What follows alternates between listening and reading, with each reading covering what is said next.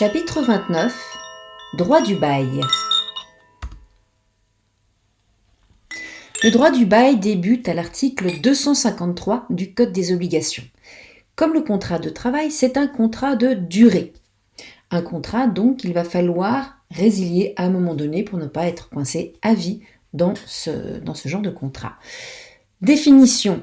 Le bailleur s'oblige à céder l'usage d'une chose contre un loyer. Donc on a un bailleur, le propriétaire de la chose, et le locataire, celui qui va user de la chose.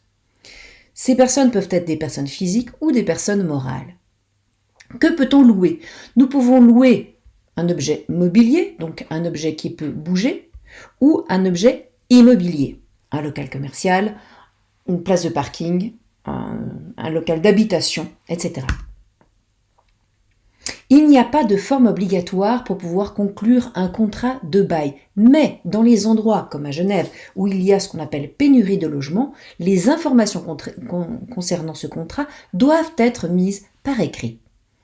On a pour cela ce qu'on appelle une formule officielle, une espèce de papier chimique à plusieurs exemplaires, où dessus nous aurons toutes les informations. La durée du contrat, comme pour le contrat de travail, elle peut être de durée déterminée ou de durée indéterminée. Un contrat à durée indéterminée, c'est par exemple ici un local d'habitation ou alors les locaux commerciaux.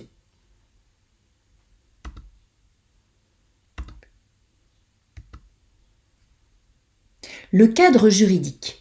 Nous avons l'essentiel de ces articles dans le Code des obligations, à partir de l'article 253, mais nous avons aussi différentes lois et ordonnances, que ce soit au niveau fédéral ou cantonal, et surtout ce que l'on appelle un contrat cadre, qui correspond en droit du travail à ce qu'on avait vu avec les conventions collectives du travail.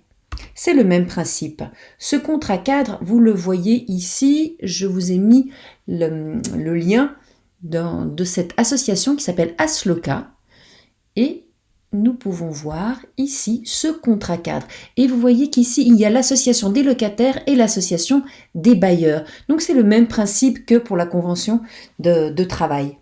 On va compléter, on va mettre plus de choses que ce qu'il y a dans le Code des obligations. On précise, on est un peu plus concret que dans le Code des obligations.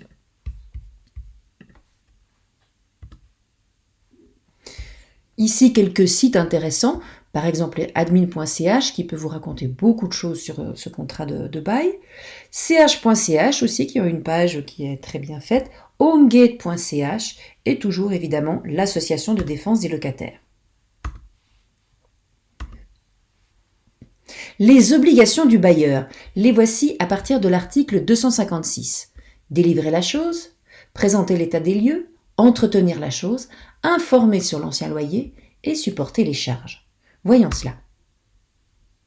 Délivrer la chose à la date convenue et dans un état approprié à l'usage convenu.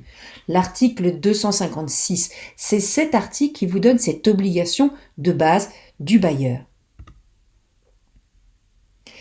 Si le bailleur ne délivre pas la chose à la date convenue et dans un état approprié, à moins qu'il n'y ait pas eu de délai, mais autrement, il est directement en ce qu'on appelle une demeure qualifiée. Nous avions déjà vu ça avec la partie générale du Code des obligations.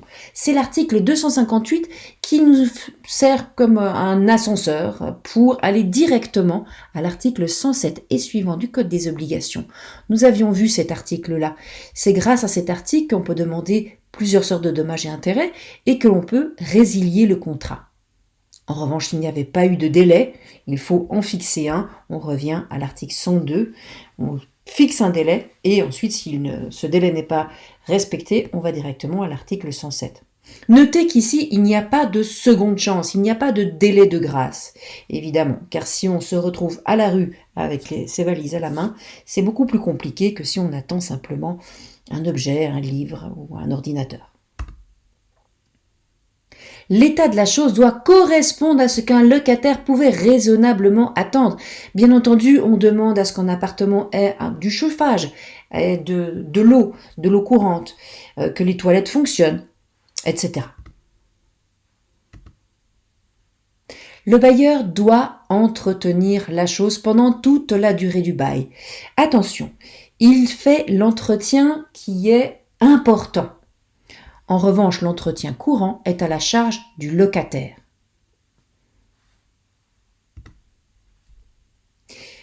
Ici, sur homegate.ch, vous avez une liste de durée de vie de certains objets. Par exemple, la peinture des murs, ce n'est pas au locataire de faire si ça fait en tout cas 10 ans, par exemple, que la peinture n'a pas été refaite. On peut aussi, au bout de 30-40 ans, par exemple, demander à ce que la cuisine soit refaite. Si le bailleur ne respecte pas son obligation d'entretenir la chose, que peut faire le locataire ? Alors d'abord, il va exiger évidemment la remise en état de la chose. Et si le bailleur ne le fait toujours pas, eh bien on peut résilier avec effet immédiat, c'est-à-dire que ce n'est pas une résiliation ordinaire. Ou aussi, il peut remédier au défaut aux frais du bailleur, c'est à lui qui va présenter la facture. Mais on peut aussi demander une réduction proportionnelle du loyer. Par exemple, s'il y a des travaux à l'extérieur, ça aussi c'est un défaut de la chose louée, parce qu'il y a de la poussière, parce qu'il y a du bruit. Pendant toute la durée des travaux, on peut demander une réduction du loyer. On peut aussi demander des dommages-intérêts. Par exemple, si le chauffage ne marche plus et qu'on a été obligé d'acheter un chauffage d'appoint, on peut présenter la facture au bailleur. Si vous avez une boîte de nuit, vous avez un restaurant, vous avez des voisins indélicats qui font beaucoup de bruit, qui vous dérangent, c'est un défaut de la chose louée. Et si vous devez aller en procès contre ces gens-là, vous pouvez demander au bailleur la prise en charge de ce procès. Pour faire pression contre le bailleur qui ne voudrait pas respecter son obligation d'entretenir la chose, on peut consigner le loyer. Consigner le loyer, ça veut dire qu'on le met à l'écart. On le dépose dans un établissement bancaire prévu à cet effet. Et le grand avantage, c'est que le bailleur ne pourra pas toucher le loyer, mais vous, en tant que locataire, vous êtes réputé avoir payé le loyer. Vous n'êtes pas en demeure de payer le loyer. Pour cela, qu'est-ce que l'on fait ?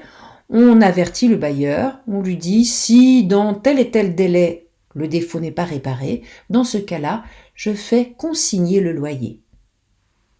Vous avez tous les documents utiles pour pouvoir consigner un loyer sur le site de la SLOCA. Le bailleur doit communiquer l'ancien loyer, article 256A.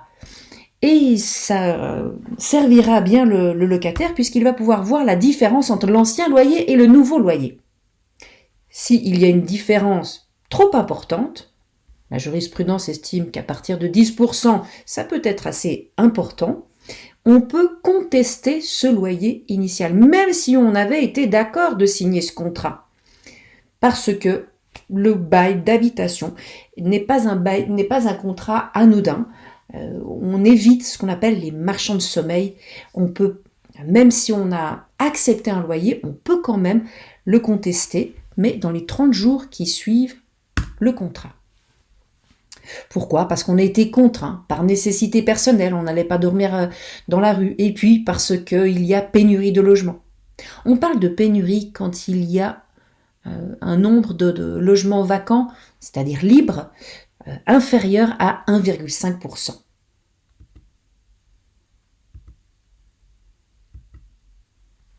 Le bailleur va supporter les charges liées à l'objet loué, par exemple les impôts. Quand on dit impôts fonciers, c'est les impôts sur l'immeuble, les assurances, les intérêts hypothécaires, etc. Tout ce qui concerne ces frais à propos de la chose.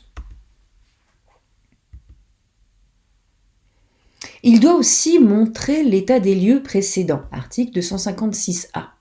Ainsi, le locataire voit aussi la différence. Est-ce que ça a été bien rénové ? Est-ce que le local ou l'appartement a bien été rafraîchi, comme dit le bailleur, ou est-ce qu'il aurait inventé ? Il vaut mieux faire attention quand on entre dans un appartement ou dans un local commercial, de bien regarder tous les défauts. Car si, au moment où on part, au moment où on résilie ce contrat, il y a une marque, il y a un dégât, on va comparer avec le premier le premier état des lieux. Et s'il n'y a pas, si on estime que ce n'est pas un usage, une usure normale, eh bien ce sera ce locataire qui va payer la réparation du défaut.